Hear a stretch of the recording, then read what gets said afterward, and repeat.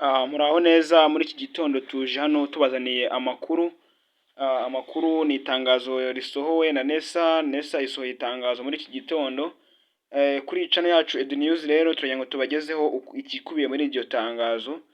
Niba ari ubwa mbere ugeze kuri uyu muyoboro turagusaba gukora subscribe kuko tubagezaho ibiganiro bigezweho mu burezi, ukuntu ibintu byitwaye, ese mu burezi ibintu bimeze bite, mbese tuba tubabereye hafi aho ngaho kugira ngo mumenye ikintu kigezweho mu burezi. Muri iki gitondo rero reka tukuzanire itangazo, turagira ngo wumve iri tangazo hanyuma uze gukurikizaho umenye ngo ese amanota azasohoka ryari, ushire amatsiko. Reka ngusomere itangazo ryatanzwe na NESA nubwo bavuga ko ari fake news. Reka tumwe dusome iri tangazo ryatanzwe na NESA muri fake news, uretse ko rishobora no kuza kuba ukuri, ariko reka tumwe dusome fake news noneho turahita dukurikizaho itangazo nyakuri.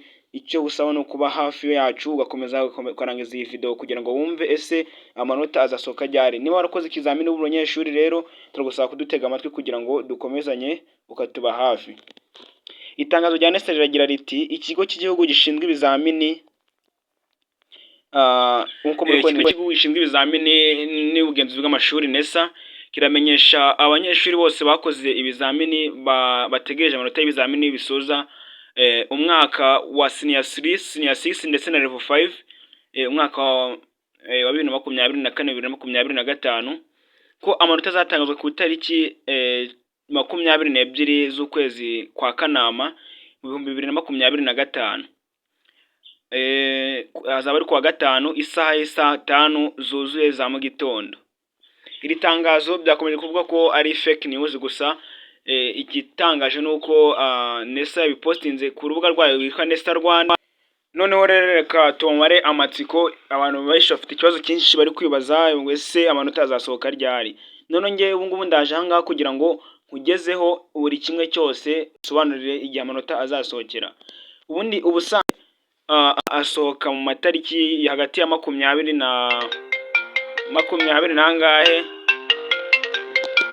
Amanota asanzwe asohoka mu matariki 20, ukuvuga ngo ano manota azasohoka tariki 21 na 24, ariko amukuna amanota azasohoka hazamasohoka amanota ya tronc commun, kurikireho amanota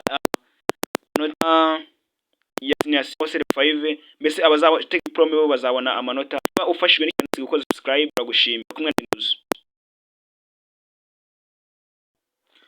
Turagira ngo tubisabire akantu gatoya kuko niba mukunda ibiganiro tubagezaho cyangwa se niba ari ubwa mbere ugeze kuri uyu murongo turagusaba gukora subscribe kuko iyi channel ije hano kugira ngo ikugezeho amakuru yose ari mu burezi, ikugezaho amasomo yose atandukanye pfa kuba icyo wifuza. Mbese ubundi ikintu nshaka kubisabira ndagira ngo mume comment mumbwire icyo nzajya mbagezaho ko ngewe ndi hano nditeguye kugira ngo mbafashe icyo mukeneye cyose mu burezi, abanyeshuri, ababyeyi ndetse n'abandi mwese mudufashe tuzamure iyi channel kugira ngo izajye bagezaho buri kimwe cyose mu burezi. Kora subscribe, ndakwinginze rwose kora subscribe kandi Imana izabibahembera.